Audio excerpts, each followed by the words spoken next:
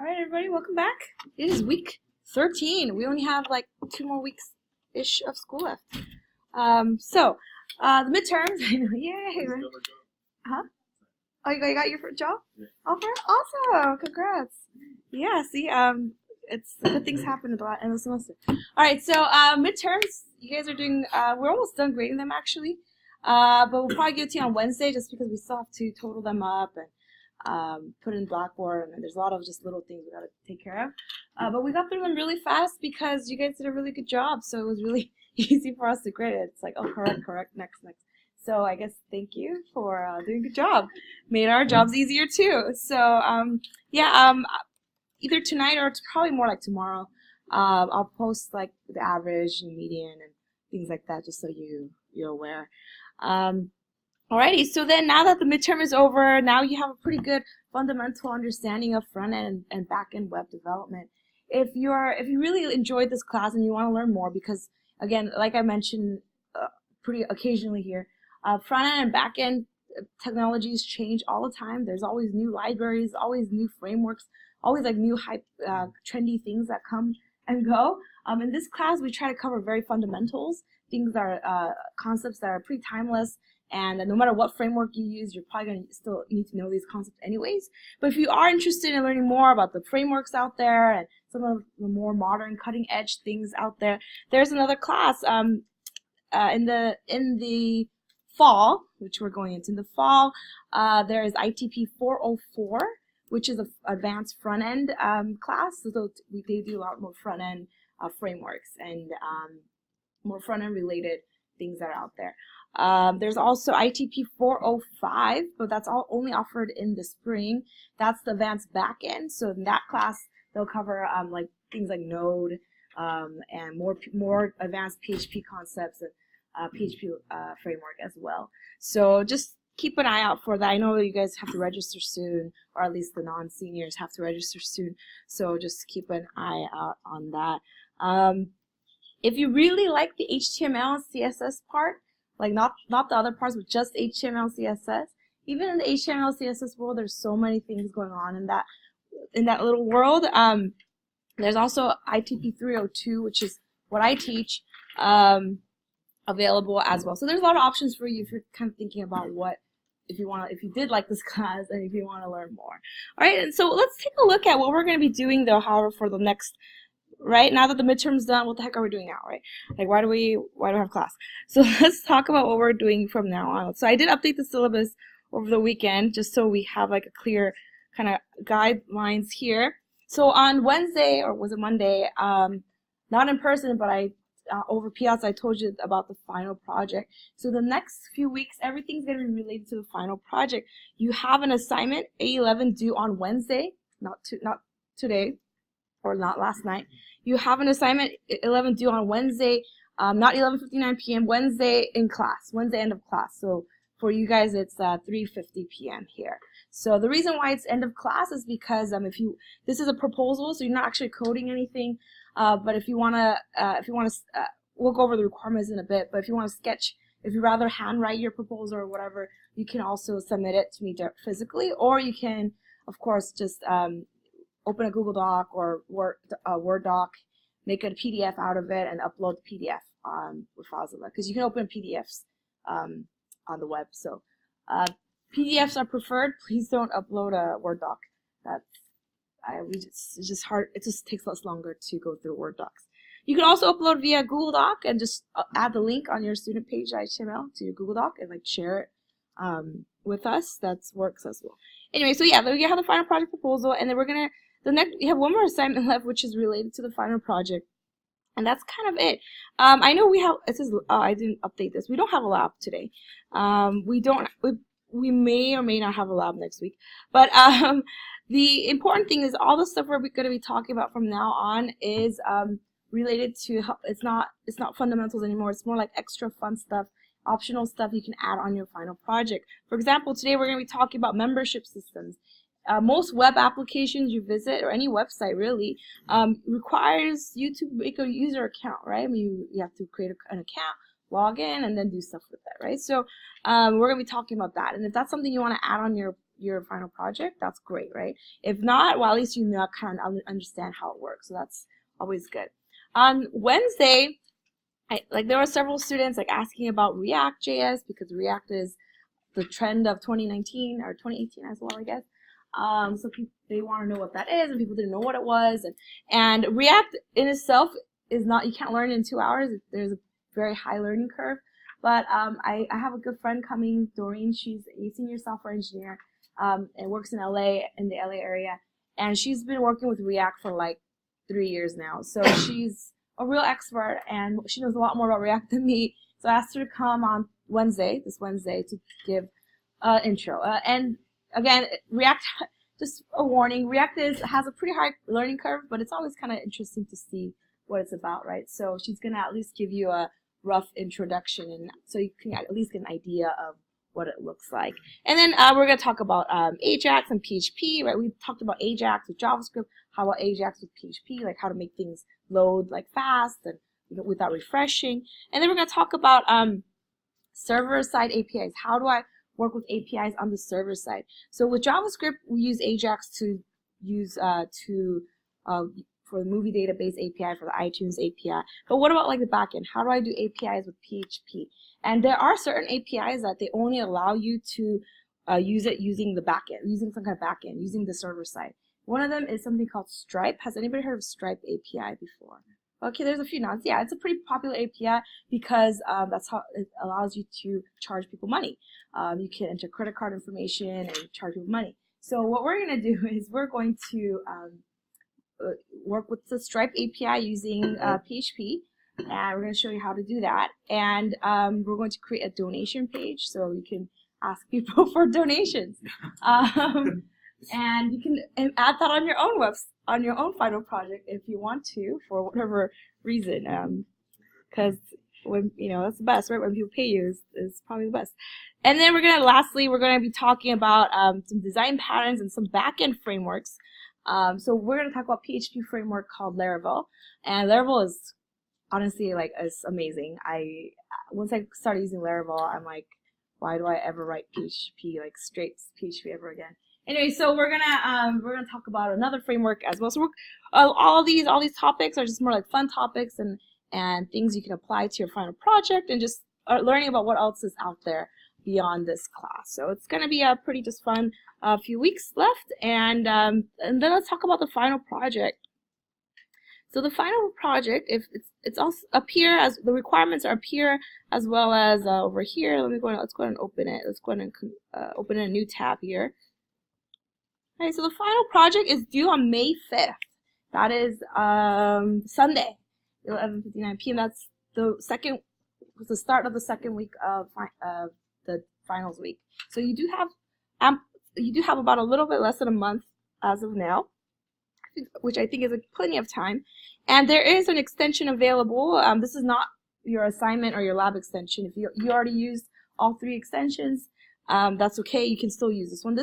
But this is available as your last, it's your Hail Mary, it's if you really, really need it, okay? Because there is a penalty for using the extension, but it is there in case you just, you're so overwhelmed and there's just no way you can finish anything on time or whatever it is, if something happens, right? Then that's when you probably want to use extension. But unless you have a really dire circumstance, I advise you to not use the extension, because a penalty is pretty dire because this is worth about 30% of your grade. It is worth, it does kind of hurt you if you take the extension. So you want to only use it for a really extenuating circumstance. Okay, and so that's there and available. Presentations. So we are going to have presentations, but they're going to be optional. On May 6th, the day after it's due, that's when we're normally supposed to have final exams. But we don't have final exams here. Instead, we're going to do presentations. Everybody is required to be here, just like as if we're taking an exam. But we're not taking an exam. We're going to be doing presentations, and they're optional, and it's going to start at 2 p.m. They're optional, meaning if you do present, you do get extra credit. The presentation itself is not hard. It's not a formal presentation. It's only 5 minutes long usually, maybe even around 5 minutes is what usually it's been taken. You just show your final project on the projector, and you give us a quick tour. Just click through the pages and give us a tour of your final project, and anything you're proud of, go ahead and highlight it, right? It's more of a fun, casual, like, hey, here's what I did, here's some things I found, kind of thing. And if you found like a really cool API, you want to talk about it a little bit, you totally can. It's again more of a casual thing. So on May 6th is the last time we'll be meeting, and there'll be some optional presentations. In the past, so it depends on how many people sign up to present, right? But in the past, we never went longer than an hour. So I expect to be here. I mean, you should still schedule to be here 2 to 4 because that is what you're supposed to be here for. But most likely we'll end around like 3, if not earlier. So just and it's gonna be in this classroom, right? Yes. Oh, sorry. How much did you say it was worth? I haven't 100% decided yet, but it's gonna be either. I don't know if I was gonna tag it onto your final project itself. Maybe I like at 10 extra points, but it's kind of hard to. So the final project is worth 300 points. So I guess if you add 10 points on top of that, but for exact percentage, I have no idea because the final project is like 30% of your grade. I don't know.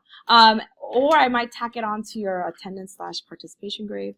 And you get like 2 extra days of coming to class or something like that, and you can get over 100%. You know, and that might be a better booster than. Yeah, I'm gonna try to do some numbers and figure that out. But yeah, it's gonna be worth. It won't give you like. It's definitely if you're on the border, it'll definitely move you up, but it won't like change your letter grade entirely. Yeah. So if we sign up for a final project presentation and get closer to, and we're like, this is not something that I want to present. Is there a penalty for? Oh no, there's. That you're being very practical. Yeah, it happens. Yeah. Yeah, no, yeah, you're allowed. There's no penalty for that. It's a Google Sheet, so you just type your name in there, and if you decide, oh wow, there's already people signing up. That's cool. Yeah, and if you decide you don't want to do it anymore, just simply delete your name. Yeah. Oh wow, I'm surprised people are saying it. That's great. Yeah, so yeah, like if today you think you're gonna have a great project, but on Monday you're like, never mind, just delete your name. It's fine. Yeah. As of right before we start the presentation, you have up until then. So until 2 p.m. Yeah.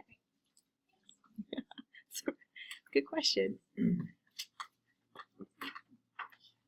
Okay, some final project requirements. So I leave these requirements very broad. Like for example, I'm saying like, have a navigation menu. Okay, right? Use an external style sheet.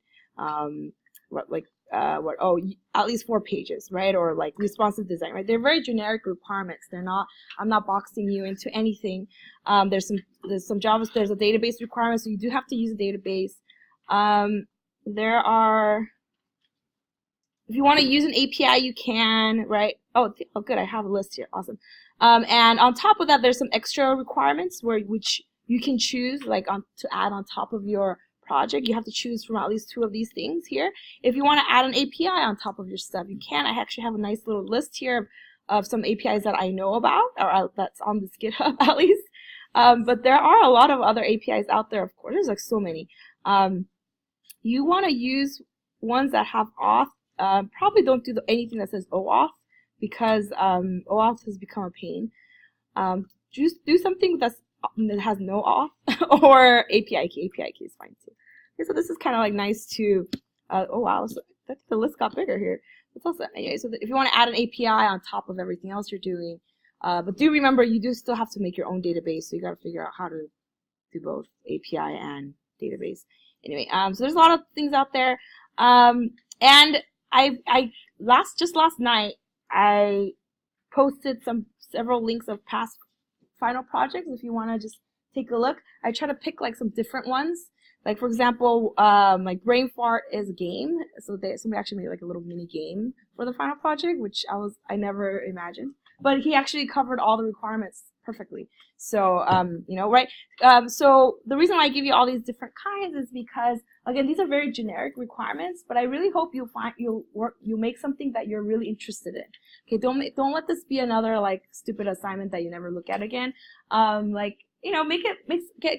Do something fun out of it, something that really interests you, because if you're interested in it, then you'll do it more, like you want to do it more, right? Even for like my lecture material, for example, if you notice, especially my front end material, like I on purpose I picked stuff that I kind of like. Like I was like, oh, let's make a Coachella website, right? And like, oh, let's make a like cupcake. What did I do? Like a cupcake company website, right? Whatever that just makes you happy, I guess. Try to do something around that. Maybe get some inspiration from these guys or these lovely students here, or maybe look at the APIs and think of maybe that'll help give you inspiration. All right, do something fun with it, something that you enjoy. And everybody, there's no like wrong topic as long as you follow the requirements. I don't care what topic you choose. I guess keep it like family friendly and stuff, but right. But like beyond that, any topic you want. If you want to build a website for your mom's shop, jewelry shop, or your dad's jewelry shop, or if you want to create something for your friend. Some students have done like a personal website for the final project, but I have to warn you, doing a personal website is a little tricky only because there is a database requirement. So you gotta be a little creative on if you create a personal website. You probably, how are you gonna incorporate a database that makes sense, right? Like maybe you have a database of your projects or something. I don't know. I have no idea how, but you have to be a little creative, right? So make something that, again, interests you. Maybe you like travel, so you want to do like a travel thing. I had some students make a web application for like their student org that they're part of. They're like, oh, our student org would really benefit from like a scheduler, so they like made like a room scheduler. Oh, I should have shown that one, huh? Anyway, like a room scheduler thing, or like there's a lot of different ideas you can come up with, So yeah, so for this assignment 11, if you haven't started already, it's okay, you have a couple days. So this proposal, you're not coding anything. This is really a time for you to just kind of explore and again brainstorm and like try to think of things that you really want to do. Go out and look up your APIs, look up different look at different websites that you enjoy, right? Like just think of different things that you want to try and key thing though here is you do need to think about what kind of database you want to create, like how many tables, what data are you trying to store, right? And then another big thing you need to do on this is you need to create a wireframe. If you've never created a wireframe before, no worries, it's supposed to be a very simple thing. I don't expect any of you to be designers. It's supposed to be a very simple sketch of what you want your homepage to look like, just your homepage. But it does have to and it's a wireframe is more of a quick sketch of what you want your website to look like. Some people prefer to just draw it by hand. I actually draw wireframes by hand, and they look something like this. I give you some samples just to give you an idea. It's just like, again, nothing fancy, right? It's just a simple sketch of, oh, this is where like my chat box is gonna go. This is like my video, right? Just more like placeholders just to help. Oh, this is where my image is gonna go, right? Just to like kind of get a more concrete idea of what you want your final project to end up looking like. And did I? Okay. Or you can, if you know how to use, there's also some graphic tools out there. This is made from Balsamic, and you can just drag and drop boxes and you can create that. One of my TAs, James, he recently told me about this one. I've never used this myself, but he like raves about it. It's called whimsical.co, and apparently it's really easy to make wireframes here, and you can like easily just drag and drop boxes and create it. So if you want to try that out, you can. It's like free for like your first project or something, so you can try that out. Or if you do have some kind of graphic design background and you're familiar with Photoshop or Illustrator or Sketch, or what Adobe now has something called like XD or something, any of those is fine. So what I'm trying to say is I don't care how you make your wireframe, just make it look like at least like something that looks like something of a website, right? And if you want to again hand draw it, and then you want to submit the hand drawing to me, that's fine too. Maybe you want to take a photo of it though, just in case like we won't get back to you till the week after. So if you want to get started, you might want to like take a photo of it, right? Yes. Sorry, building off that. Yeah. How many are the proposals going to be accepted? Like, or like, is there a chance that you'll come back to us and be like, this project is not what you should Right. Good. Yeah. Most projects are accepted. If there's anything like we think like, oh, this is too hard for you, like this, or we might give you some notes on it. But like none of them is. We're not going to reject any proposal. So you like started then? Yeah, of course, you can start it right away. This is to help. Yeah, good question. Yeah. So you can create the proposal tonight and start on it tomorrow. That's totally fine. The proposal, we're grading it based on if you, again, kind of like if you fulfill the requirements. We're not grading it like, oh, we don't like your wireframe, so, or we think your wireframe sucks, so -5. No, it's not like that. It's, did you submit a wireframe that's like a wireframe, not like a scribble, right? Did you submit a wireframe? If so, then you get the point. But we might give you feedback like, oh, we think you should add at least like one more section on this page. We might give you some feedback, but it's, yeah. Another thing the proposal is kind of like what you were saying down the line, like next week you're like, you know what, I don't think I want to do that anymore. You're welcome to change your mind and do a different final project. So you're not married to the proposal either. Yes? For the database, yeah. Do we have to use SQL? Can we use NoSQL or is that fine? We're going to have to use SQL. Yeah. But we don't have to use MySQL. We just have to make the diagram. Oh, the diagram? The diagram? The schema? If you have a different way to create a diagram, that's fine actually. But you do ultimately you have to use the MySQL database that we give you, the same one that you've been using. Yeah, yeah. But if you want to use something else to create a diagram, the database diagram, sure, that's fine with me.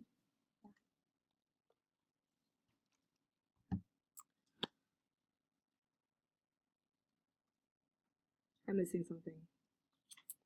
Oh, I didn't add this here. Oh, actually I did. Okay, so like again, I'm giving you so much resources here just so you can have more fun with that. This is one of my favorites. I'm not I'm not a designer by trade, so I use a lot of like just hacky tools here and there. Ultimately, the colors really make a difference on your final project. Okay, so but if you're like me, you're not really a designer and you don't know what to do or how to start, this is a really neat website called Coolers. All the information is here. By the I'm just clicking here. Every time you click spacebar, they'll generate a nice color palette for you. And you're like, ooh, you know, I kind of like that. Like, let's say, oh, I really like that orange. It like speaks to me or something. You could lock it, and then they'll like, oh wait, let me go and lock it, and then they'll now build more color palettes around it for you. And it's just a quick way to, again, I'm not designers, so I don't expect to be perfect, but you know, again, a little thing that will help you kind of spruce up your project a little bit. In any project, you won't use more than 4 colors anyway. Usually, most projects use 2, maybe 3 colors anyway. So this is kind of like a good way to help you. And they tell you all the hex colors, right? So it's just really easy for you to try it out. And yeah, and colors do make a difference. Still do fonts, right? So probably pick a Google font. Go through some Google fonts you like, and so font and color, just quick design tips. Again, we're not a design class, so we're not going to grade you harshly for choosing bad colors or anything, but it just always helps to have a color, like nice looking project. Yeah. There's a website called Dribble. Oh yeah. Oh yeah. Oh, more resources. Yeah. Dribble with 3 B's. Dribble, D-R-I-B-B-B. Dribble, like dribble. Okay. A lot of inspiration here. People like upload UIs for free. They're like just kind of showcasing their work. Don't just blindly copy these, of course. You know, don't ever like steal people's design completely. But really, these are all like great inspiration. Just to get some inspiration here as well. Okay, so I think you need to create an account though if you want to like look at a lot of them. But yeah, they do like a lot of UI stuff here too. So again, more for inspiration and to get some ideas. Don't just blindly copy them because that is yeah, just wrong in many levels. Okay, but you know, again, inspiration is great. There's also might as well, we're here. Another place I get inspiration from, this is a lot of front end stuff actually. A lot of places I get inspiration from, at least for front end, is codepen.io. It's usually just CSS, HTML, JavaScript, and people create like little fun things with it. And you can kind of like, it's not a tutorial, but you can kind of like see what they're doing. Like, look, this person made a pig with just CSS, guys, just CSS. Okay, this is not a drawing or a graphic design. It's not a Photoshop. This is purely CSS, right? Again, just to get some ideas. Codepen.io is another great place to get. Oh yeah, like if you want to do like a countdown or something, and like if you search for like some kind of effect you like, you can actually get ideas from here as well. Again, inspiration, ideas. Okay, don't just blindly copy. Anyway, I'll post this link on the final project as well. All right, any questions about the final project? Again, I really hope you have fun with it. Create something you like, you enjoy, so that if you run into problems, it won't be as frustrating. And then we're going to try to have a lot of office hours available and stuff for you so that you can get some help. Any questions so far about the final project?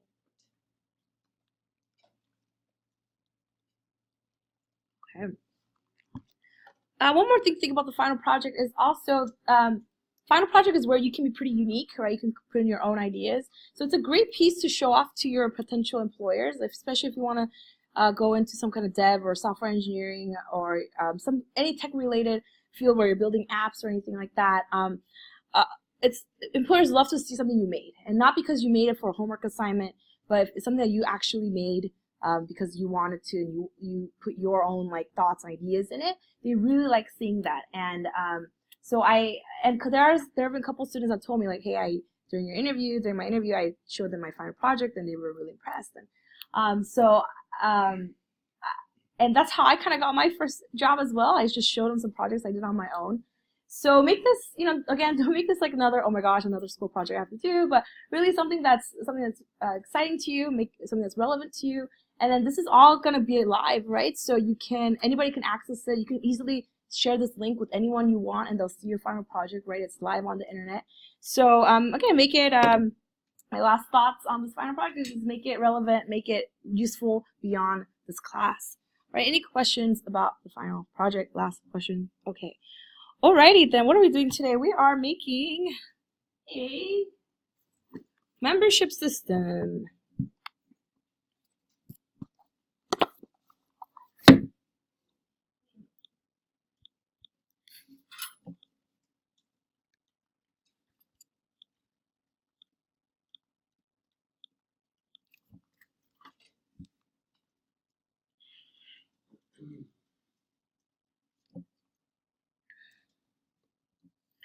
Alrighty, so if you can please go to today's class notes for me to like membership sessions and click on the starter file. We are going to download some starter files, and there's actually quite a bit. So yeah, just letting you know there's a bit of files, but we will go through them one by one. We're going to download all of these in your ITP 303 folder. Let's go ahead and do that, and let's go ahead and ITP 303. Let's go to unzip it, lecture 19, membership and sessions. Okay, we're going to go and delete my sessions, the zip file, but there it is. Okay, make sure your MAMP is running. Make sure the preferences is still set to your ITP, wherever your folder is. I'm going to go ahead and start my server now.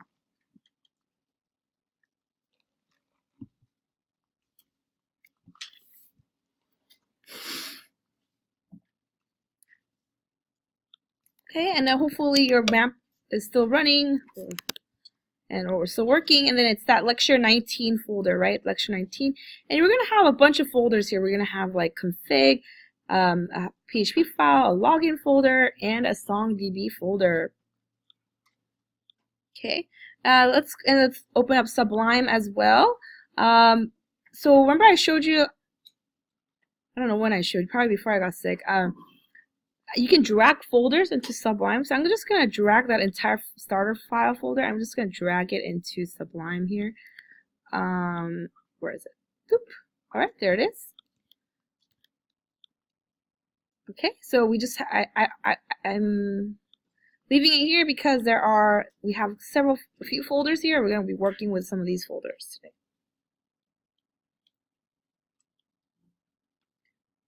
Okay, back to my browser. I'm going to click on SongDB, and notice how up here on the top of my home page up here, I have some extra stuff now. I have like this login, like sign up. It says hello username and log out and things like that. And if you click on sign up, we're going to have a form that allows us to sign up. If you click on login, we're going to be able to log in, and later on we're going to be able to log out as well. So we're going to be doing a typical, again, you see this all the time in most websites you visit these days. You have to create an account, you have to authenticate using your password, and then if you forgot your password, we're going to do stuff, right? And then you have to log in, right? So it's very typical stuff that we're going to be doing with PHP. And even though we are doing this with PHP, in any other backend languages, the idea is very similar. So let's try this out. Let's first open that index. Let's go back here to index. Where am I? Index. My index.php. This is kind of like the song DB in there. This is like my home page. Right. So let's go and open that up real quick. Let's go to SongDB and do open index.php.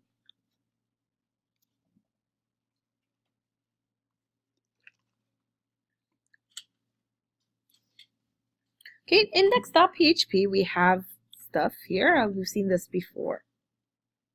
Okay. Okay, that thing on top, right? That thing on top is actually this nav.php. If you watched my lecture that I didn't do, the video one, the one where I wasn't here for, we talked about include and require.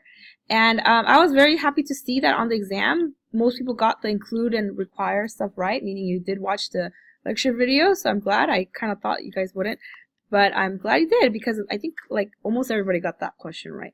Anyway, so what we're doing is in this index.php, we're including the nav.php here. So the actual like nav stuff is in my nav.php, so we're gonna have to open that up as well. So go ahead and open up nav.php here.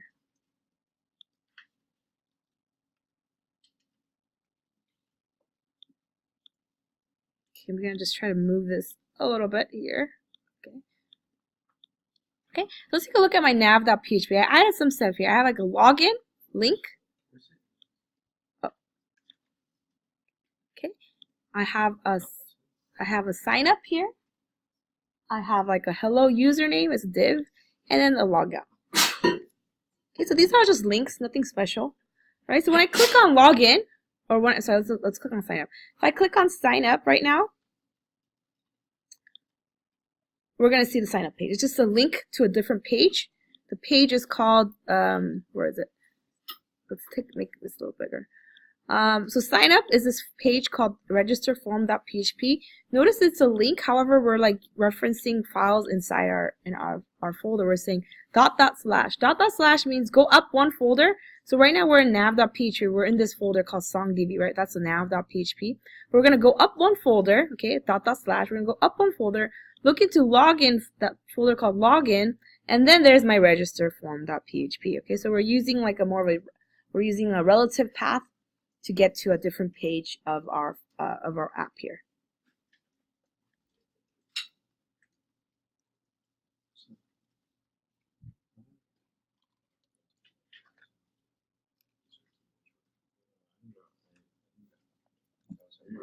What was that? Oh, I just like double clicked it. Oh, it's because I think I started typing into it, so it's saved that tab there. So or it opens it temporarily and it closes it. Yeah, yeah, it is. Yeah. Yeah. Why, when you're using nav, why does sometimes when you open a folder it just goes straight to the index.php? Oh, that's normal. So index.php is like by default the page that's gonna open if you go to SongDB. Yeah. So if I go to SongDB / the first file it's gonna look for is index.php. You have to manually type in nav.php.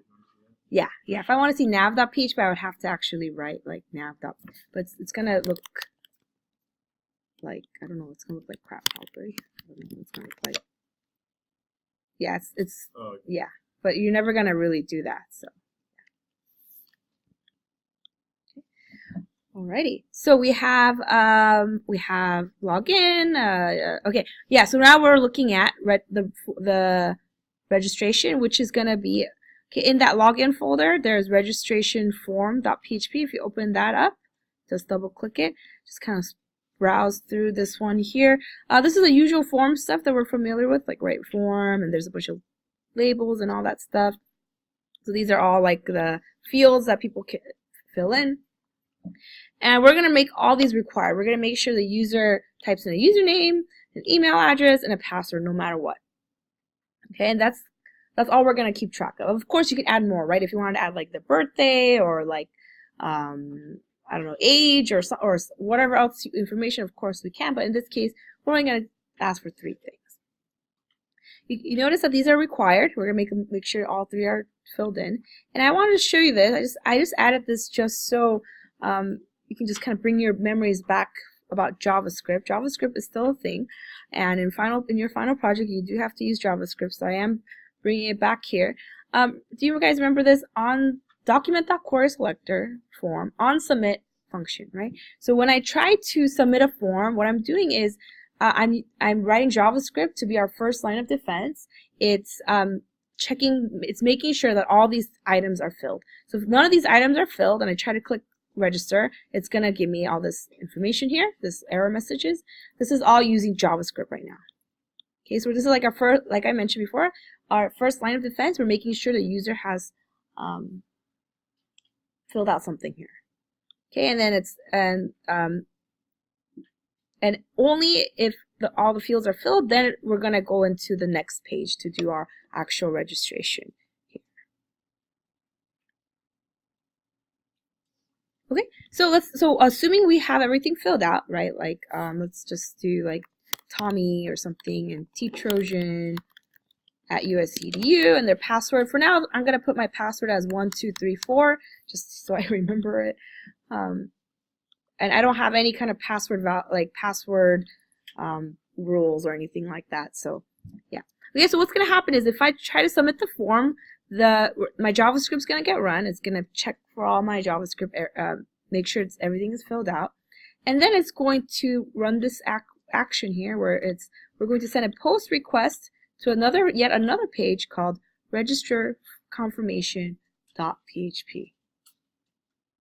Okay, so let's go there. We're gonna open up same folder, login. So we're gonna go into register_confirmation. I'm gonna go ahead and close like nav and index up here just because I don't really need it anymore. But this is where we're gonna do most of the work here. Register confirmation.php. So once the user has filled out the registration form and click submit, we're going to run this page here.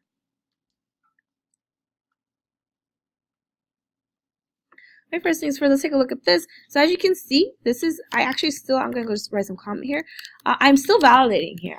I'm still running server-side validation. I'm still making sure that the user has entered in all the information, and we're making sure we're getting an email and a username and password.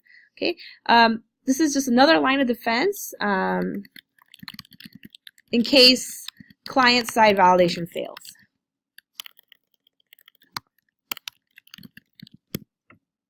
So on the browser allows you to actually disable JavaScript. So because of that, you want to make sure that just in case we have any client-side errors, the server-side will still kick in and do an extra check here.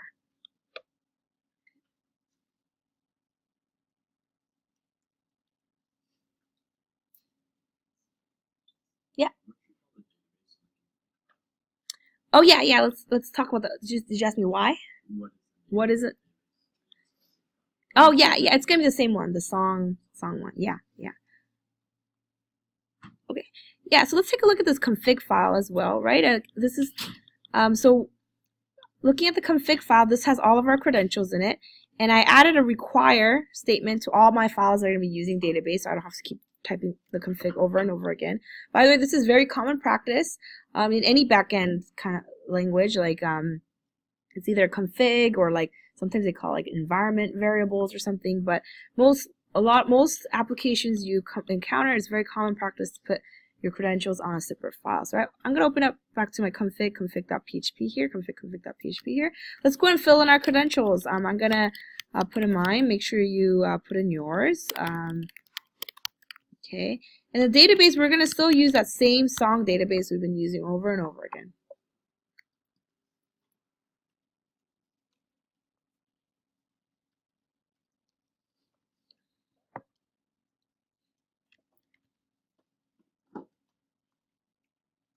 Okay, so now my confirmation page has access to my database here. Okay, there's my confirmation page. All right, so if all my server-side stuff is done, okay, is valid. Now this is where finally we're going to go ahead and let's add this user to the DB. Right.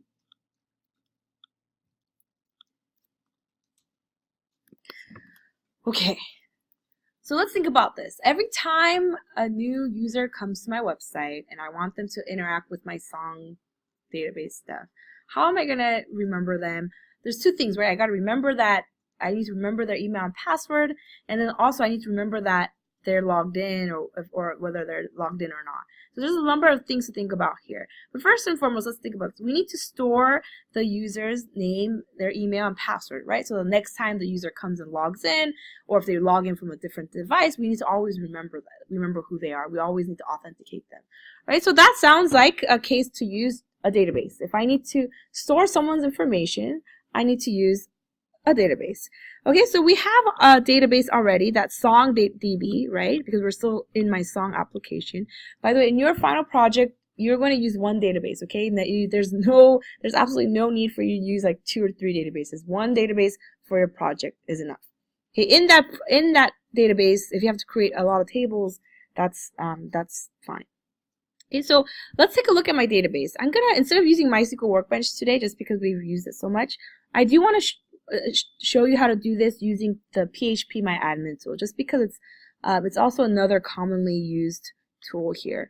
Let's go and take a look at our database real quick. Go to our cPanel, which is 303itpwebdev.com/cPanel, and then go ahead and log in with your credentials. These are mine here. I use LastPass to save all this. I'm gonna go ahead and log in.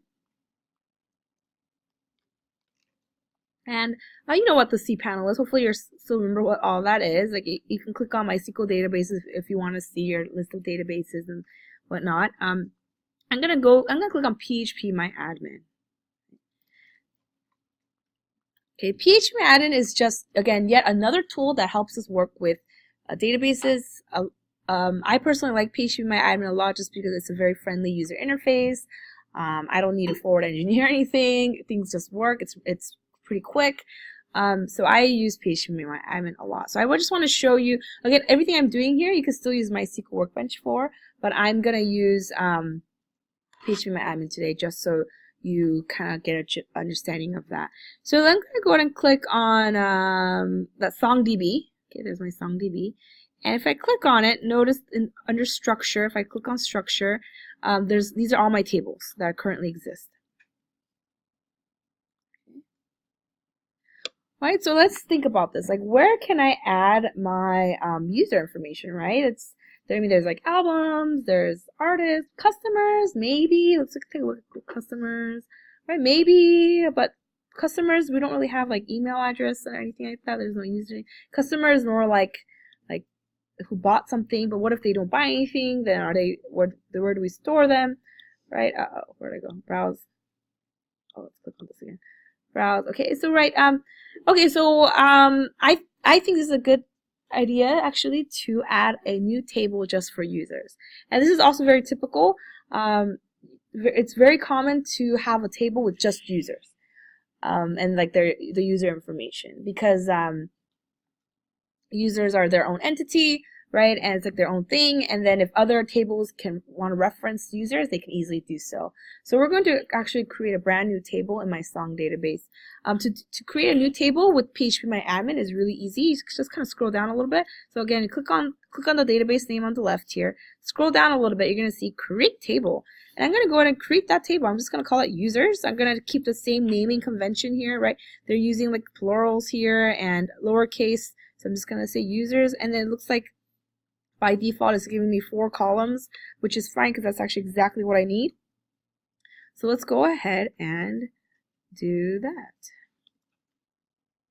Okay, so I'm creating a new table named users, and I'm going to add some columns here now. This is, again, slightly different from MySQL Workbench, but the same idea. So the first column we're going to create for this users table is an ID. Right, because we need a primary key, and IDs usually do a good job on that. After I click ID, I'm going to go over and click AI, because AI I want it to auto increment, correct? And then this null thing, if I check it, it means it's okay if the value is null. In the primary key case, we never want it to be null, so I'm going to leave it unchecked. Okay, what else? I think that's kind of it from there. What else are we doing? Oh, name. I also want to store the user's username. I want the email address, and I want the password. All three of these are going to be varchars because they're all going to be strings because it's just email and stuff like that. Value, we're going to do 45 as default, 45 as default. For password, I'm going to put 64. Okay, and I'll come back to why we're doing 60. This is a very specific number that we have to use later on to do password stuff. So I'm going to put 64 here. What else we gotta do here? Okay, so another rule I want to keep, and this is pretty typical in web applications as well, right? Or websites and web applications. Username and email, I want them to be unique, meaning only if somebody already took the username, right, then another person can't take the same one, right? Because I want to identify each user uniquely. Same with email address. I don't want to have multiple email addresses being used. that can cause spam and fake accounts and stuff. So I'm gonna go ahead and make these unique. Okay, just click. If you see this pop up, just click go. All right, I'm gonna say unique. So on the SQL side, I'm enforcing these columns to be unique. Okay, password, I'm not gonna make unique because that's dumb, right? I mean, people can have any passwords they want, really. So only these two are gonna be unique here. Okay, I think that's kind of it. Okay, everything else I don't really need. I mean, I could unsign, but it's fine. Like this, I'm gonna go ahead and save it. Okay, once I save it, look at this nice table structure. It's kind of nice here. Right, we see ID, username, email, and password, and there's all this stuff here. Right, if I ever want to edit any of my table row, I just click change, and I can change it right away. Okay, so again, PHPAdmin is a pretty nifty tool. I use it quite a lot, actually. Okay, now that we have a place, if I click on users, we don't have any records, right? All right, cool. Now I have a table to store my user information. Awesome. So let's go ahead and do that. Let's go ahead and store this user's information. So there's going back to my user's information here.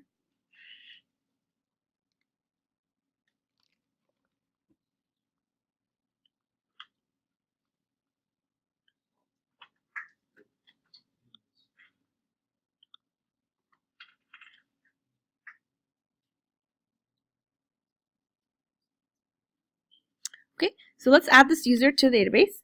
All right, first things first, we've got to do our usual MySQL I, new MySQL I, DB host, right, DB. So I'm using all caps, and these are purple because these are constants. These are constants that were saved up here, right? They're all constants coming from here.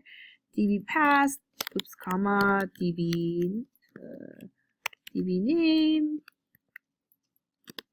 Okay, and we're going to do if. Okay, if MySQL I, right, the usual connection error stuff, right, we're going to echo this out.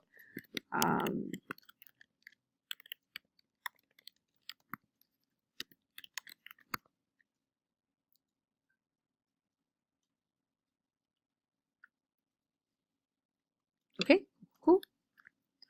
Okay, so hopefully we connected to our database. Now the third step that we do is we need to say, what's that word here? We need to go ahead and say, we need to go ahead and generate our SQL. Okay, and also might as well, I'm just going to close my connection here just so I don't forget later.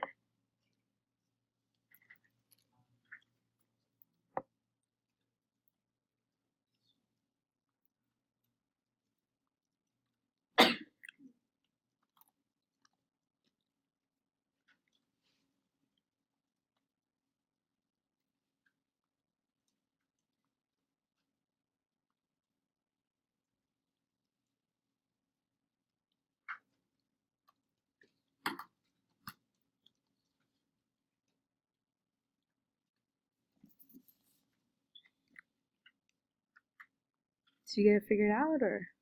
No, there's like weird error. I don't. So basically, if I try to set to like unique, Yeah. it'll bring up like this. Yes, and then click go. Yeah. I'll Yep. show you. And then it still gives you an error. So say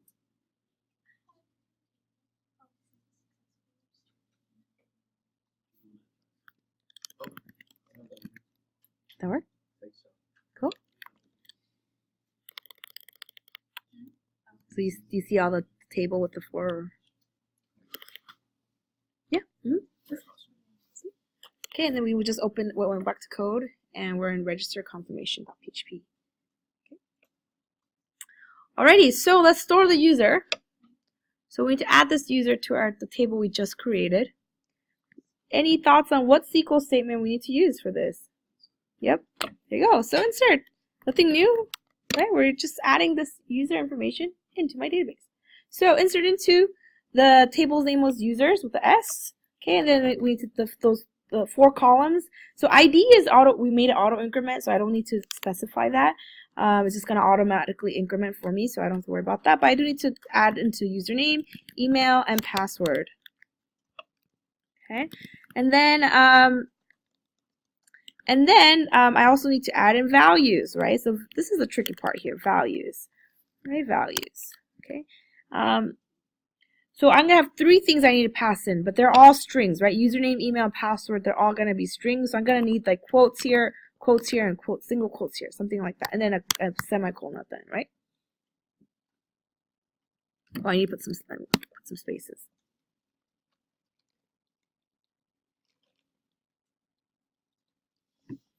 Okay, before I do anything else, though, I'm gonna go ahead and make sure this is the most commonly place where we're gonna make mistakes.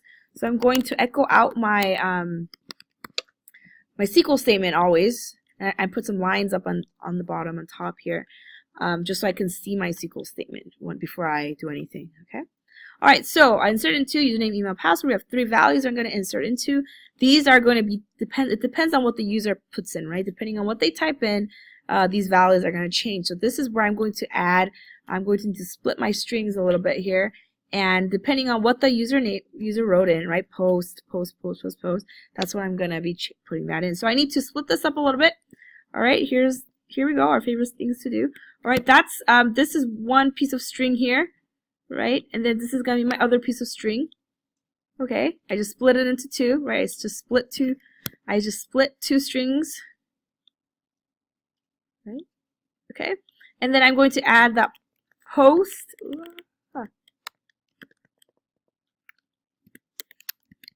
Okay, post. What is it? Username. One moment, right? Okay, so just looking at this carefully again. This is one piece of string here, and then we're gonna split it up. We're using period. I'm gonna add my username, period, and then everything else right now. My last double quote is down here actually.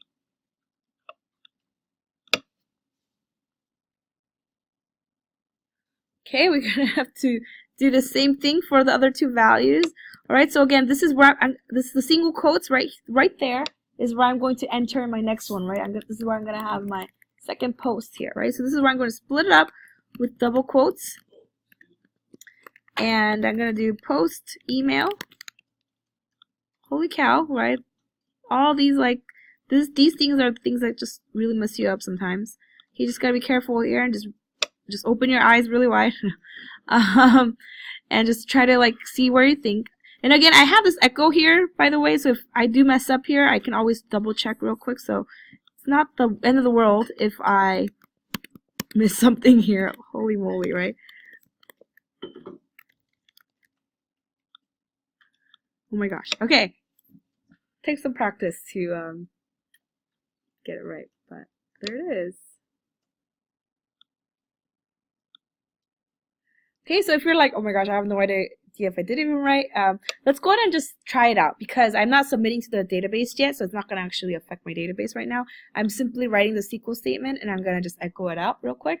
So let's just double check here, okay? I'll come back to the code in a moment. I'm going to just try to register with this. I'm going to click register. It's going to go into my user confirmation page, and I know it says it was successfully registered, but I haven't done anything in the database yet. I'm just going to check my insert statement here. Okay, insert into users, username, email, right, password, values, Tommy, Trojan, 1, 2, 3, 4. Just make sure that this up here looks correct to you. If not, it's a good idea to you can kind of this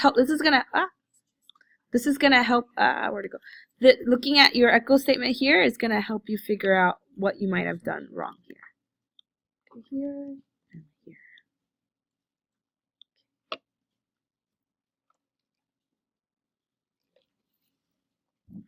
No, yucky, yucky.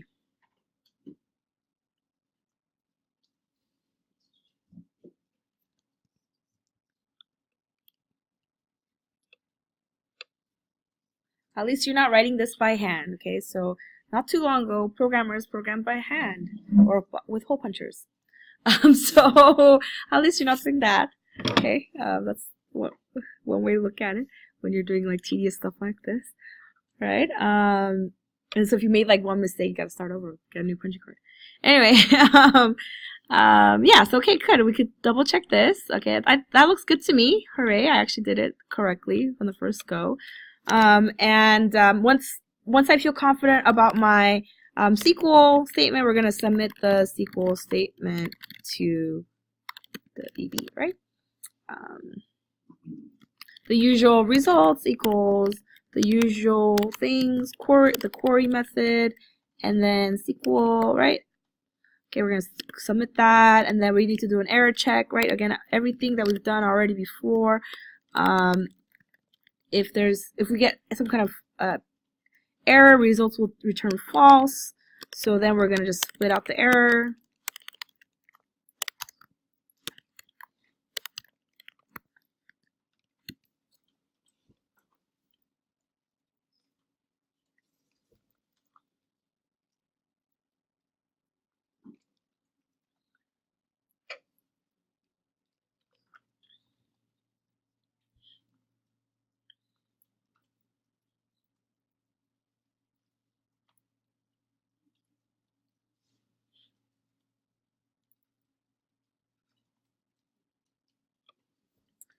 Okay.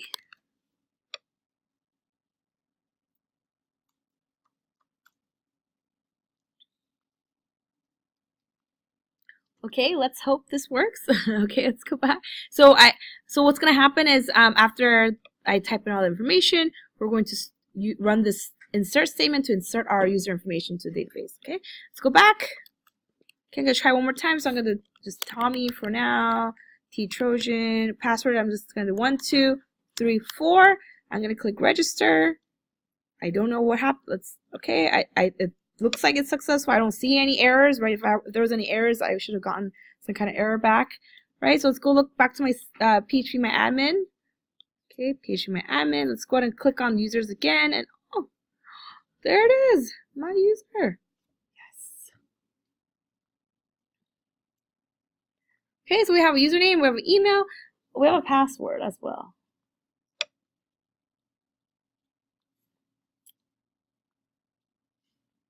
All right, we have one problem here. Actually, two problems here, but let's address the most obvious one here. Password. So my password is 1234, right? But however, as you can see my password up here. Okay, so what does that mean? That means you can totally log into my account right now and do stuff, right? So, for that reason, I mean, obviously I'm showing it to you, but for that reason, so we're going to be storing all of our user in this table, right?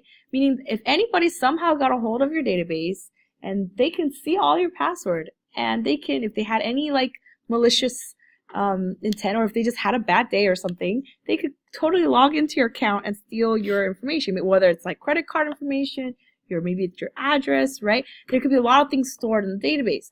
So because of that, sensitive information like password, or maybe even like social security number, things like that. We never ever store sensitive information into a database like this, plain text. This is really bad because, again, I'm sure you've heard in the news recently, right? People are like hacking and stealing credit cards, numbers and stuff. That's probably because they have many reasons for that, but one of the reasons is probably because they didn't in their database, they didn't somehow mask all this sensitive information. So it's very crucial, especially in these modern times, in these times when security is a huge issue right now, to make sure sensitive information like password isn't stored like this. We need to use some kind of something to make sure this password is protected, as well as we still need to use it though to make sure that we can log in, right? So we're going to be, let's take a look at that. Okay, just real quick. So there's been a lot of interesting theories and research done on how to store passwords safely, and there's a lot of really cool algorithms that exist. But however, this is not an algorithms class, so I'm not going to go into it. Or there's a lot of interesting cryptography as well, like how do you like code a message so nobody can read it, only you can read it, right? And maybe you've seen like you've seen stuff like that before, right? There's been a lot of interesting theories, a lot of interesting ideas around it. The most common standard right now is for passwords, to store passwords or any other sensitive information, we use a hashing algorithm. Okay, there's many types of algorithms out there, but we're going to be using a hashing algorithm, specifically the SHA-256 algorithm. Let me briefly explain to you. Again, this is not an algorithms class, and I never will pretend to be good enough to talk about algorithms or teach algorithms, but yeah, anyway. So when a lot of times we like to encrypt things or encode things and decode things, but with password that's not enough. What if somebody can get your password somehow, right? So instead of doing that, we're going to be using hashing. Okay, so let's talk briefly about hashing. Hashing is a little bit different type of securing your data. It's an irreversible process of mapping a value to a fixed length string. Keyword, fixed length. Okay, so in PHP it's really easy. We just use the hash method, just like that. Boom. Okay, just like that, you can hash anything. But let me just tell you a little bit more in depth. Let's say your password is USC. Okay, let's say your password is USC. Too easy of a password, by the way. But let's say your password is USC. Okay, if you run it through a hashing algorithm, and there's 3 out there that are more common, MD5, SHA-256, SHA-512. What happens is when I hash USC and when I run it through this algorithm, I get back this weird garbled string. There's no way in hell I know what that says USC, right? There's no way to reverse this garbled up string back to USC. I'll never know that means USC. Like, there's just no way. Even if I knew exactly how the algorithm worked, it's very difficult to translate USC into that. So there's no way you can ever go back. It's irreversible. Okay, that's a key thing with hashing algorithms. It's not we're not encrypting anything, or we're not encrypting something and decrypting it back. It's straight up hashing here. Okay, the difference between these are the length here. So even though USC is a 3-letter character or a 3-letter word, 3-letter word, notice how it gets hashed into this piece of string. It's actually 64 characters long. And so no matter how long my password is, it's always going to get hashed into a 64 character long string. If I use SHA-256. SHA-512 is longer, it's like 128 characters. But in our case, for performance sake and everything, 256 is currently the way to go. I say currently because who knows, in a few years, this whole thing might change. Because even with all these algorithms, there's still problems there. We still run into a lot of hacking issues and security issues. So this is not it's not a foolproof method still. There's always people trying to get around it and finding ways around it. But this is currently what we're using. Okay, so let's kind of try that out. Like, let's look at what that looks like so you can maybe get a better understanding here. So let's go back to my browser. I'm gonna go back to my registration form. Okay. Back to my registration form, and I'm going to go ahead and hash my password here. 17. Okay. All right. So so before I even do this at all, before I even store my user, I'm gonna go ahead and run password through hashing algorithm.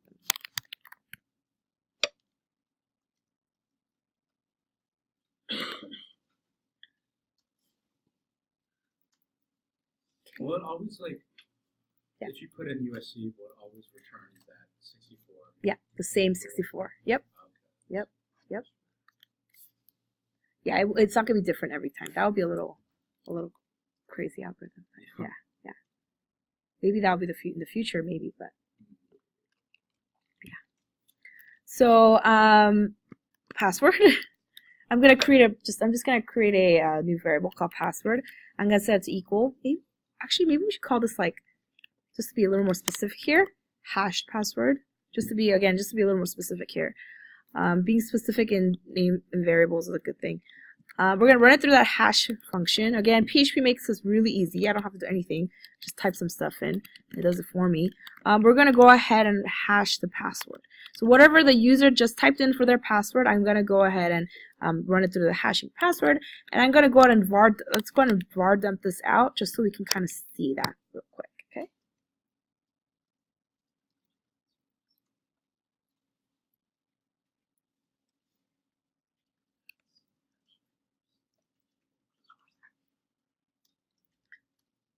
All right, I'm gonna comment this out real quick, just the last bit here.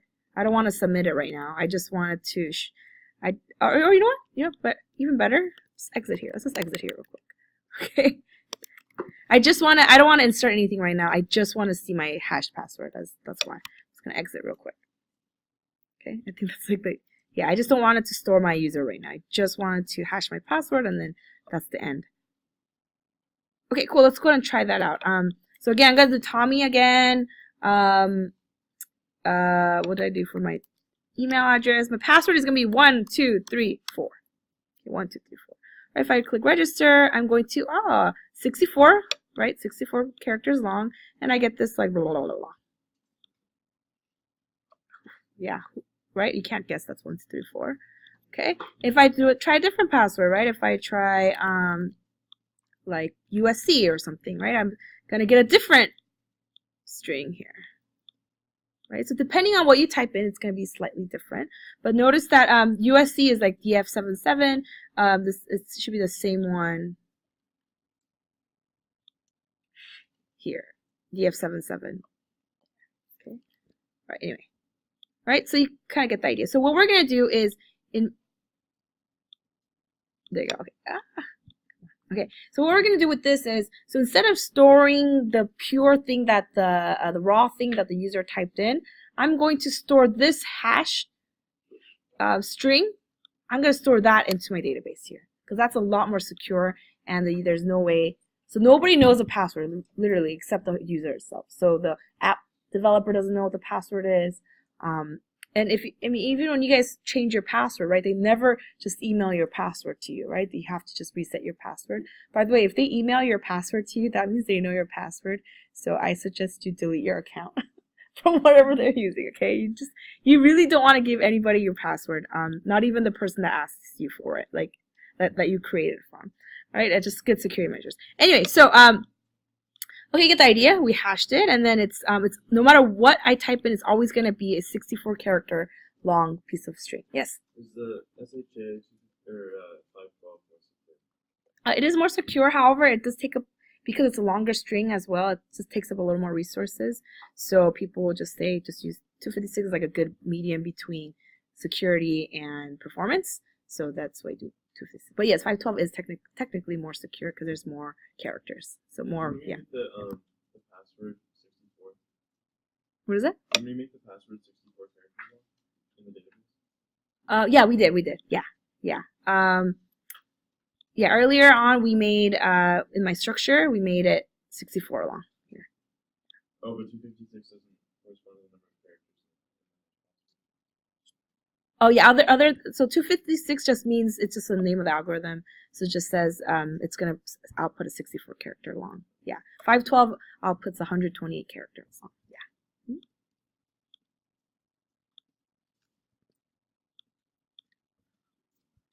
Cool.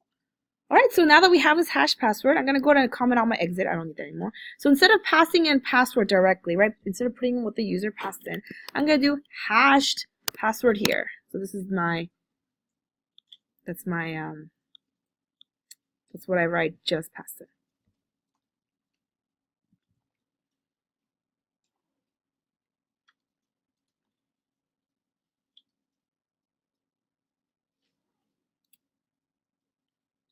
Okay, so let's try that out. Let's save. Hopefully everything is wonderful. And I'm gonna go back, I'm gonna go refresh now. I'm gonna try a different name now. Maybe like Susan, I don't know. Susan, totally making up a name. Susan.usc.edu. My password is gonna be 1234 again, 1234. If I click register, cool. Oh yeah, it's showing me all my stuff because I dumped it out, but there it is. Let's go ahead and do browse. We have, there you go. So now Susan's email address, and then password is garbled up thing here.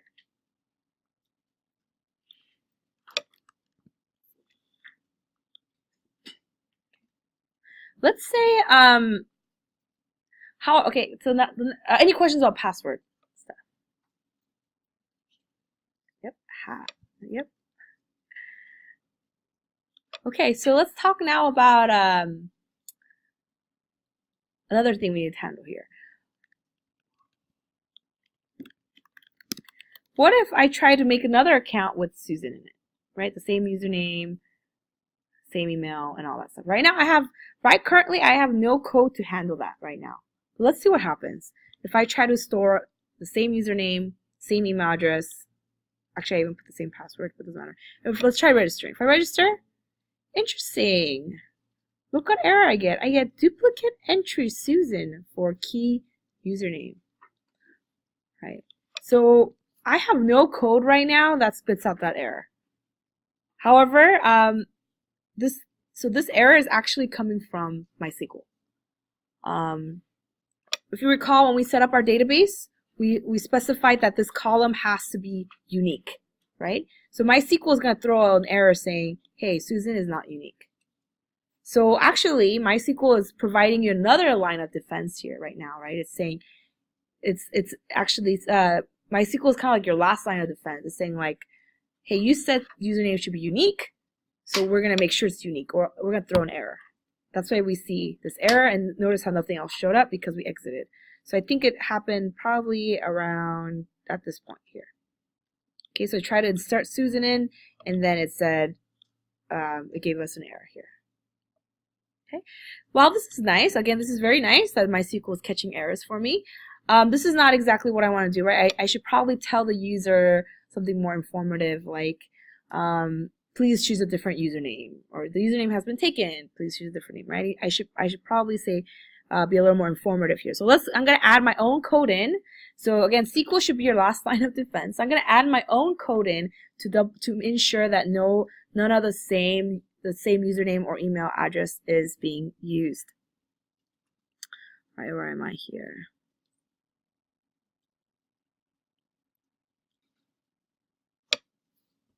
Okay, so we gotta do more fun if-else things here.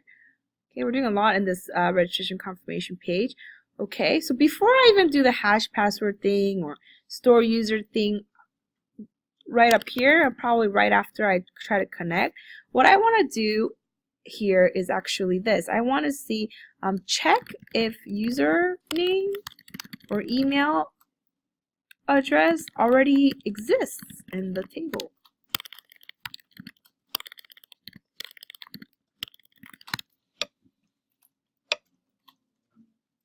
Right, so we're going to actually run an extra query before I even try to add anything. I'm going to run an extra query to check, does this exist?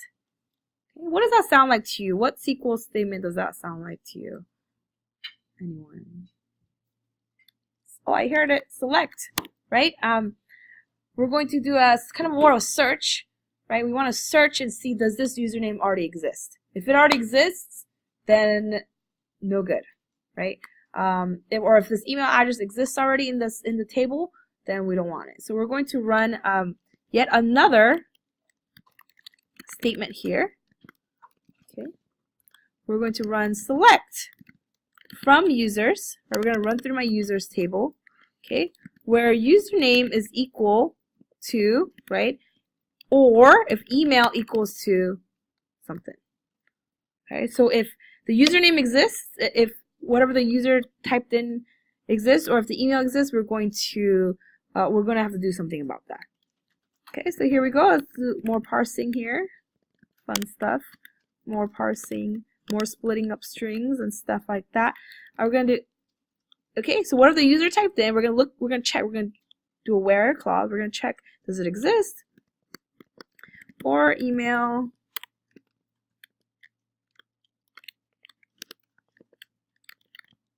Okay, we're going to just do a quick check here.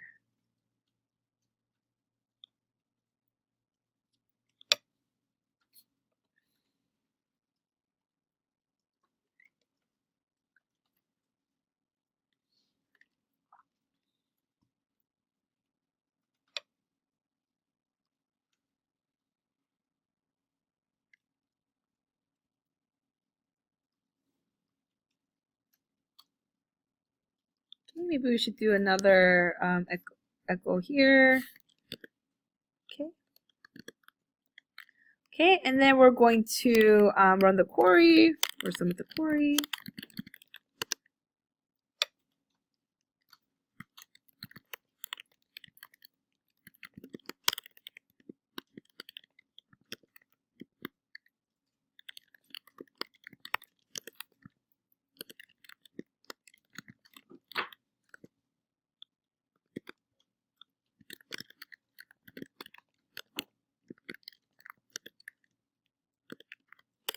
Okay, so we're running a query before I start anything here. I'm just saying, does it exist?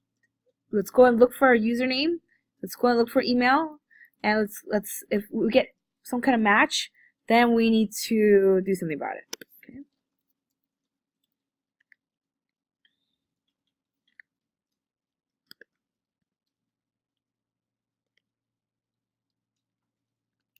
Let's go and dump out those results here.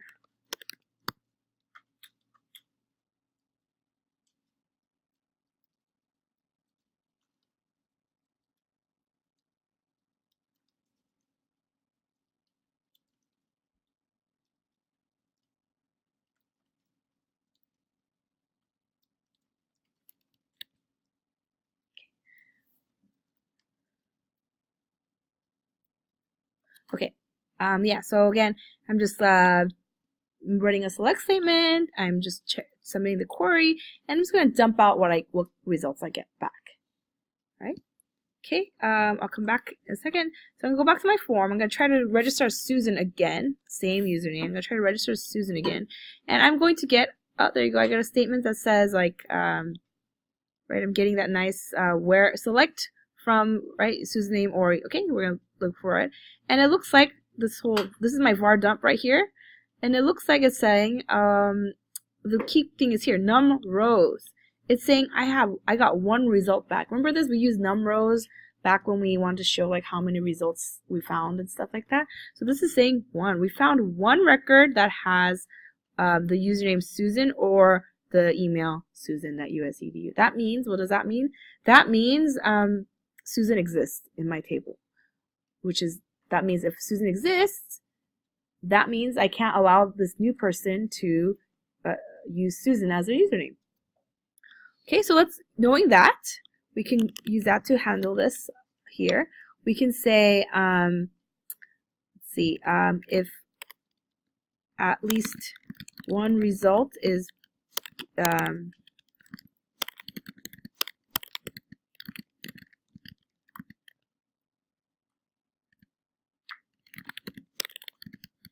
okay, so if you see at least one result back, we are going to have to display some kind of error. So I'm going to do results registered.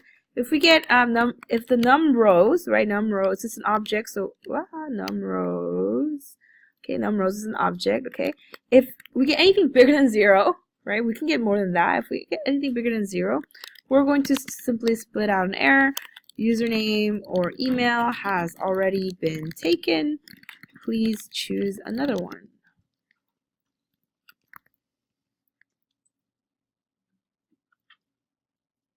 Okay, else, right?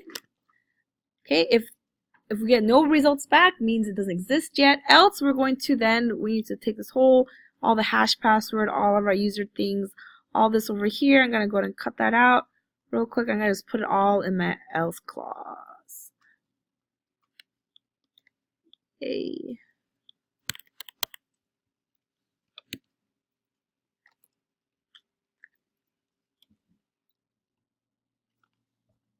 Okay, let me make this bigger.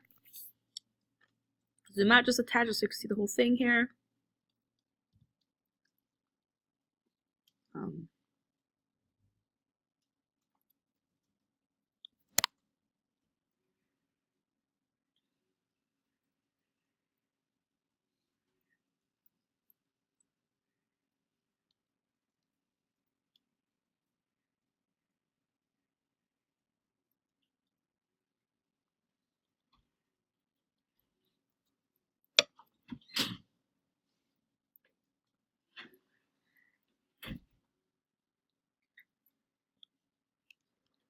Ready?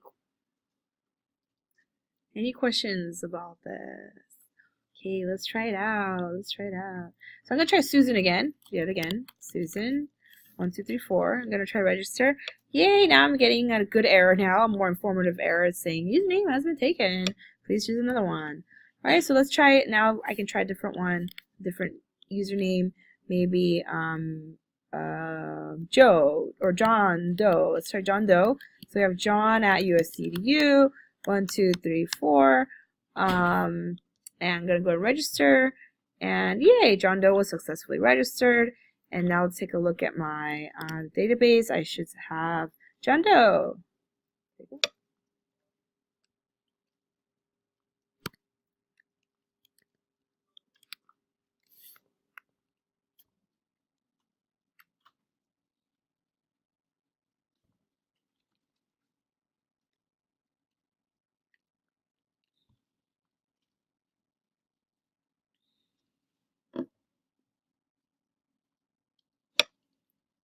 Oh, let me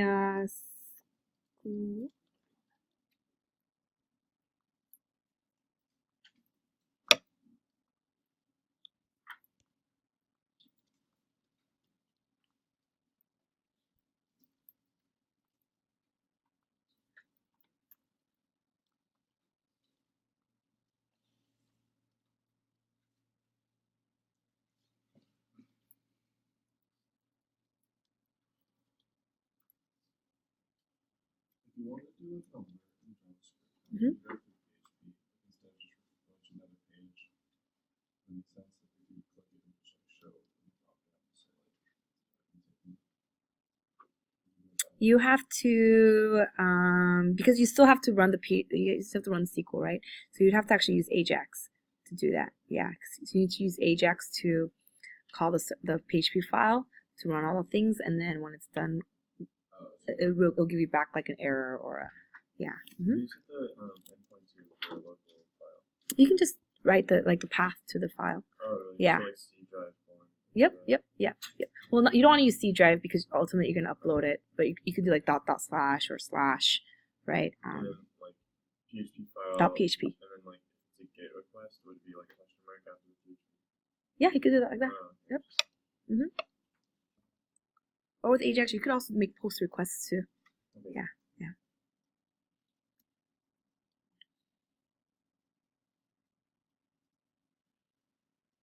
All right, other questions. All right, fun stuff. Where are we now? Okay.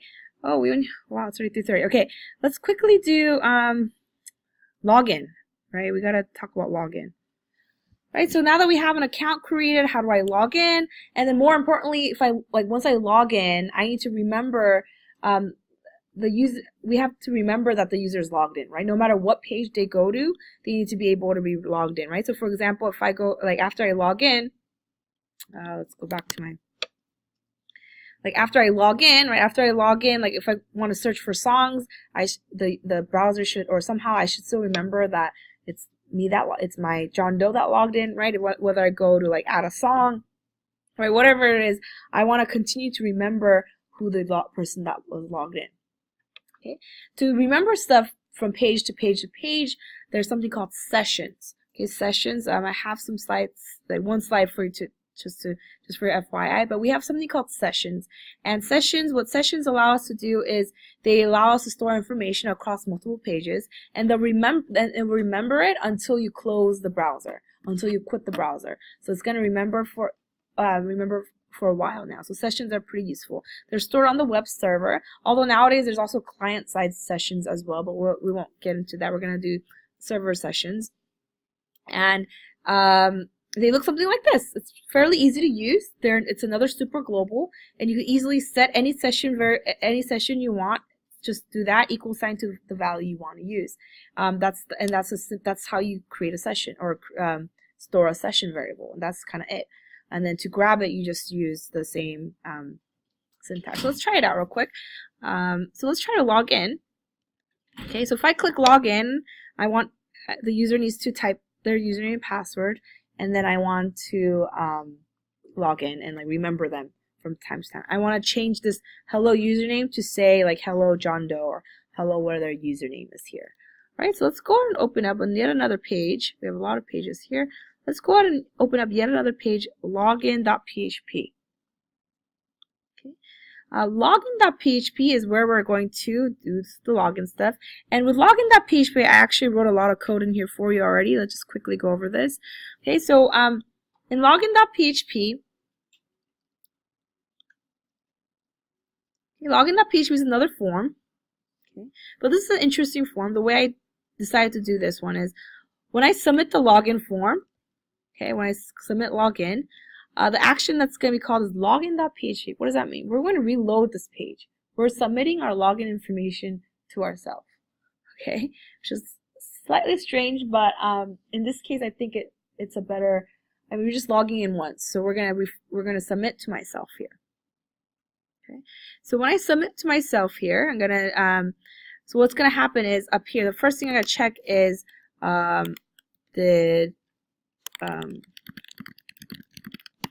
checking did somebody's pass in a username and password? Okay, if so,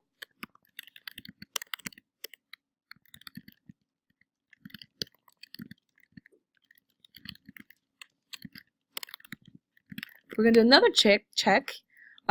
We need to make sure it's not empty. Okay. Right, so if I just try to like click login without saying anything, it's going to say, please enter your username and password. Okay, that's that right here. Okay, else we're going to connect to the database as usual. Okay, and then to log in, we need to authenticate. We need to make sure that this user is typing in the correct username and password combination here.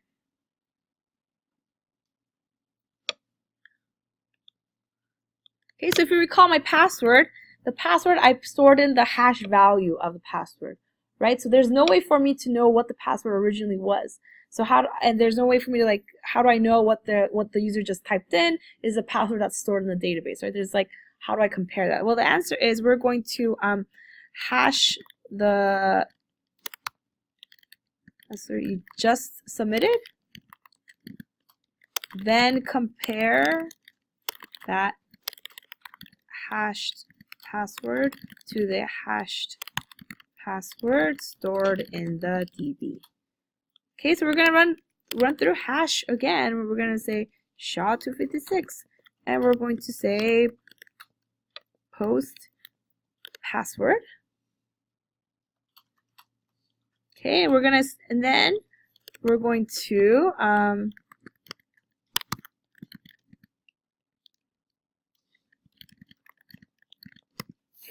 then we're going to run through yet another SQL statement. We're going to do a select again. We're going to look in the users table, and we're going to say, does this username have this password, the hashed version? If we get some kind of results, okay, if we get some kind of results,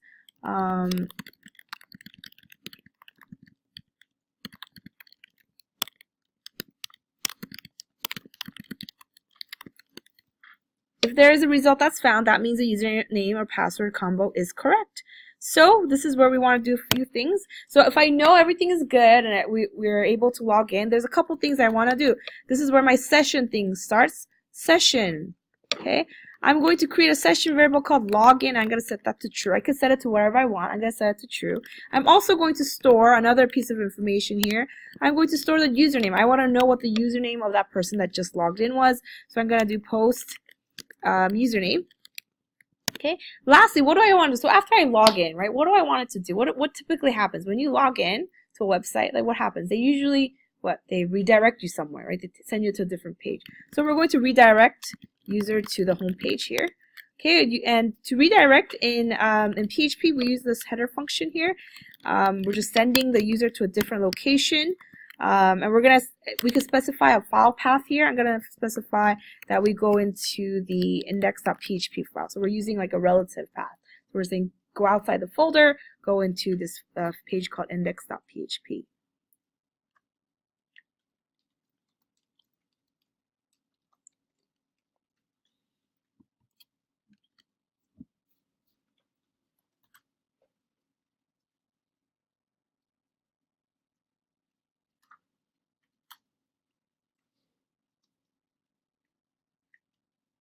Okay.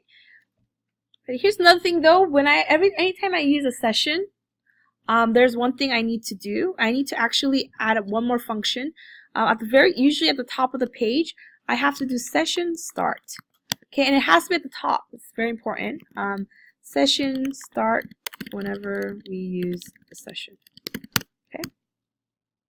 Okay, so let's backtrack here. So when I log in, it's going to redirect me to the index page. So let me go to my index page again. Let me go to my index page here.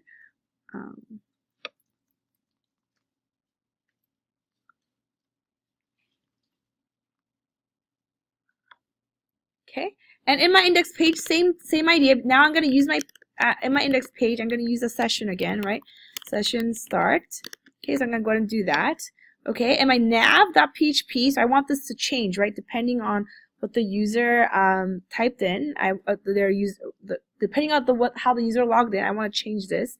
So this is nav.php, right? So I'm going to go back to my nav.php, and where it says hello username, right? Hello username. I'm going to say now, I could easily say PHP echo session username. Okay, and again, I had session start here, so it's gonna be and my nav is included here, so it's gonna work through there. So let me go back here. So let me go ahead and let's go back to the login page. Ignore this for now.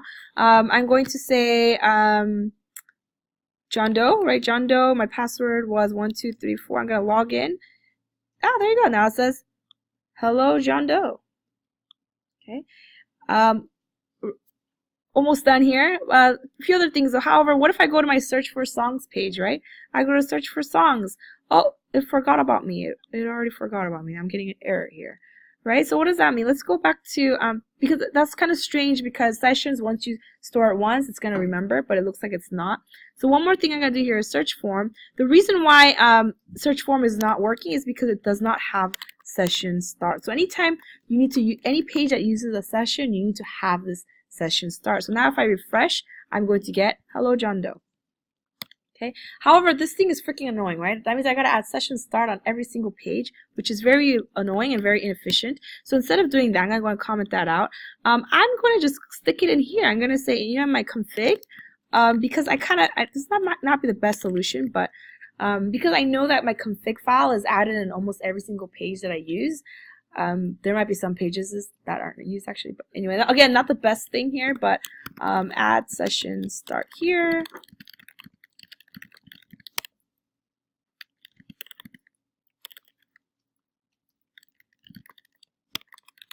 Okay, so now if I refresh, hello John Doe. If I try to search for something, I'm still gonna get hello John Doe, right?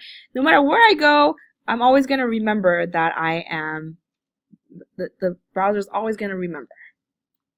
Okay. This login and sign up stuff is kind of redundant now, right? If I'm already signed in, there's no reason it should show me login again, right? That's kind of dumb. So let me go ahead and change that up here as well. My nav.php. I don't want to show certain links when I'm already logged in, right? So I can use my lovely if statements here as well. Let me go to my nav.php here. Nav. There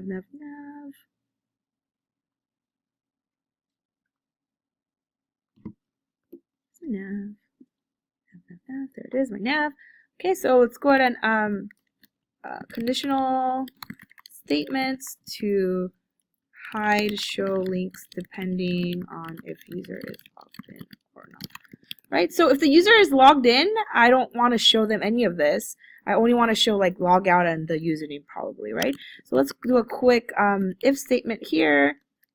We can use our alternate PHP syntax to say, hey, if you're not, if the session called, remember I created two session variables, if logged in, if it's not set, okay, or if session is false, right, if that session, where did I put it? Session is false, okay, if it's false, right, that means we're not logged in, show these two links, okay, log in and sign up, else, okay, else go ahead and show my, let me go ahead and put some more spaces around here.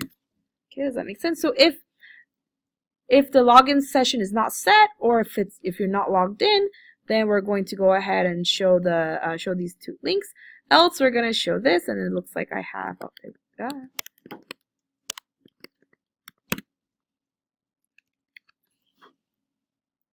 Let me go back to real quick. So if I refresh now, there you go. Now I only see Hello John Doe. If I go to home, I only see Hello John Doe. If I add a song, I only see Hello John Doe. So I don't ever have to.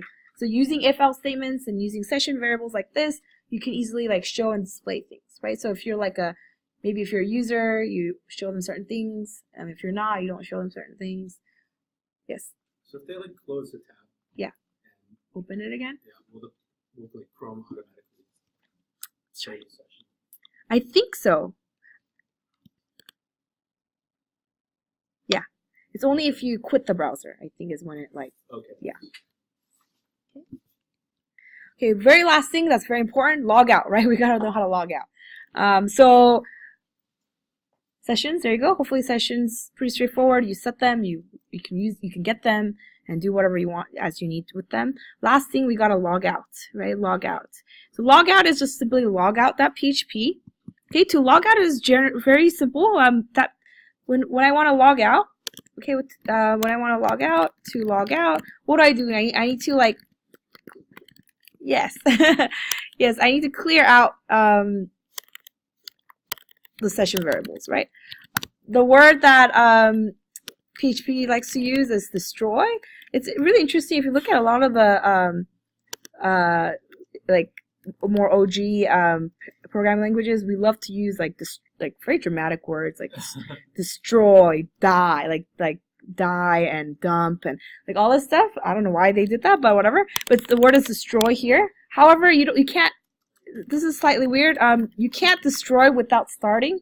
So you have to start first and then destroy. Okay? Like you have to, initiate, right? Like you gotta like initiate.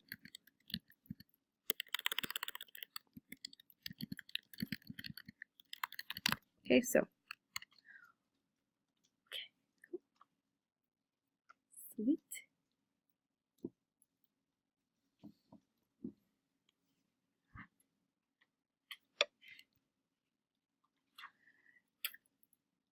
So using session variables, you can also do stuff like for example, on websites, like sometimes there's a difference between like an admin user and like a normal user, right? Maybe an admin user has like the functionality to edit some stuff or edit your posts or something, right? So using session variables, you can do that as well. You can say like is admin, right? If is admin is true, then let them see this part of the page. If not, don't show them this part of the page, right? So you can use sessions in that way as well. So membership is interesting. It's kind of fun. If you want to add it to if you think it's relevant to add to your website, you totally can. Or your final project, you totally can. Again, now that these have IDs, like you can always reference them in different tables, right? You can say like, oh, comments. You have like a comments table, for example. Like, oh, this comment was made by user ID column, and then reference this table. Use a foreign key to reference this table or something, right? Okay. All right, cool. Then that's kind of it. I will on Wednesday, like I said, we have a guest lecturer. About gonna teach about React, so I will I'll still be here, but also I hope to see you on Wednesday. Have a great week, everyone.